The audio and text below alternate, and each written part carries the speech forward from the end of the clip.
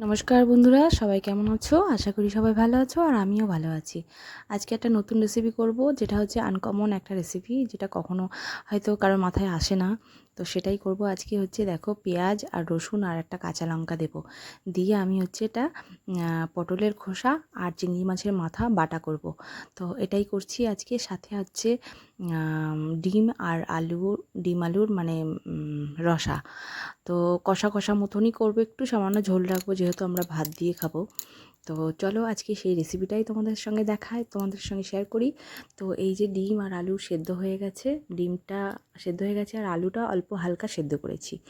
তো এই যে এবার কড়াইতে তেল দিয়ে ডিমটা আমি একটু ভেজে নেব, আর মশলাটা কষিয়ে নিয়ে আলুটাও ভেজে নিয়েছি। আর মশলাটা হচ্ছে পেঁয়াজ, আদা, রসুন, জিরে বাটা যেরকম দেয় সেই সব মশলা দিয়ে একটু কষিয়ে তেল ছেড়ে দিলে আমি এর মধ্যে আলু দিয়ে দিচ্ছি। আলু দেওয়ার পরে তারপরে আমি এর মধ্যে দেবো হচ্ছে জল। একটু কষানোটা হলে জল দিয়ে দেবো, আর ডিম দিয়ে দেবো। আর এইদিকে কড়াইতে তেল দিয়ে কালো জিরে ফোড়ন দিয়েছি ওই বাটাটা করার জন্য, আর সাথে হচ্ছে একটু শুকনো লঙ্কা ফোড়ন দেবো।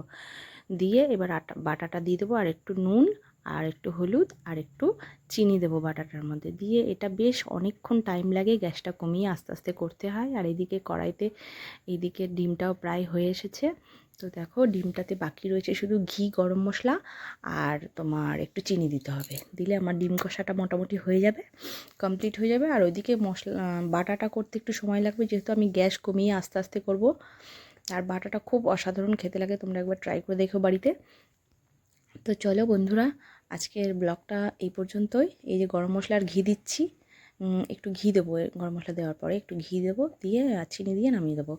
তো আজকের ব্লগটা এই পর্যন্তই। তোমাদের কেমন লাগলো আমাকে কমেন্ট করে জানিও। যদি ভালো লাগে লাইক, কমেন্ট, শেয়ার করে দিও।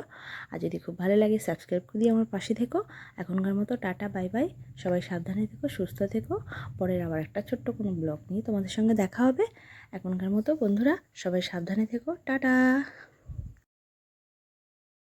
চলো এবার খাবারটা আমি, এই যে ডিমটা নামিয়ে ফেলেছি, এবার আমার মেয়েরও খিদে পেয়ে গেছে। চলো খাবারটা বেড়ে নিই। যে বাটা বেড়ে নিয়েছি, আর এই যে ডিম আর একটু ভাত, এটাই আজকে দুপুরের মেনু।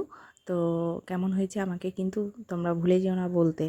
তো এখনকার মতো টাটা বন্ধুরা, বাই বাই। পরে একটা ছোট্ট ব্লগ নিয়ে দেখা হচ্ছে।